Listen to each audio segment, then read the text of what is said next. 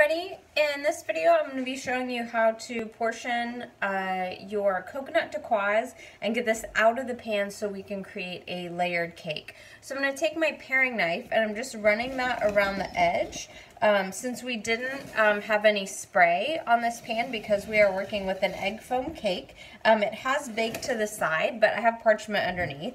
And then I'm just going to gently kind of lift this up to make sure that it's releasing, which it is, so that's good. Now I'm going to grab a sheet of parchment. I'm going to take a second half sheet pan. I'm going to put the upside down on there, just flip that over.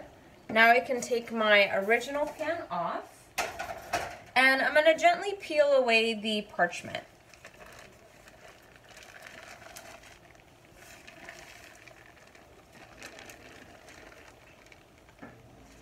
So I want to start by dividing this into 3 equal portions. So I'm just going to do a quick measurement on here just to make sure I am. So I'm about 16 inches, but I'm going to divide this just for easy math into 5-inch width pieces. I'm going to start by just trimming off this side piece here.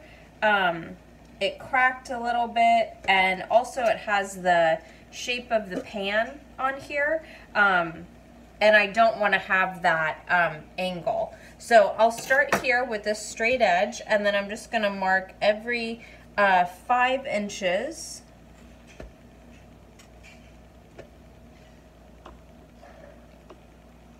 And I have a little left over, but that is fine with me because then I get to have some snacks. So I'm just making a second mark on top so that I can have a cross point on here to match up with. It just makes it a little bit easier to make sure that I'm cutting straight. It's really easy to kind of cut at an angle.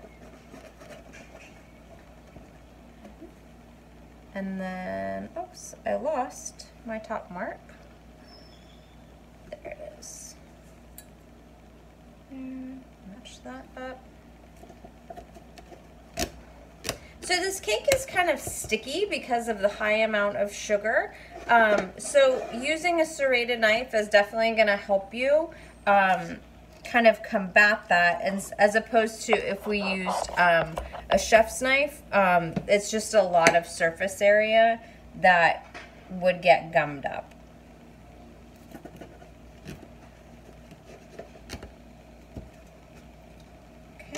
These are my scraps.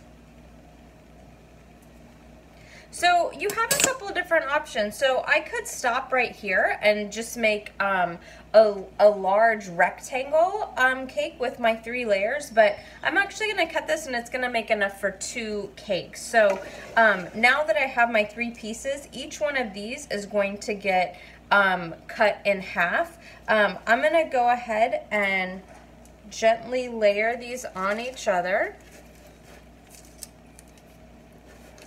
Just being careful that that cake doesn't crack. Okay. I'm going to go ahead and give myself a trim down the sides here because those, as they come together, they're a little uneven. So just shaving down the sides there. Okay, nothing major. And then now I'm going to do the same thing on this side. Just taking those little side pieces that are coming off. Okay.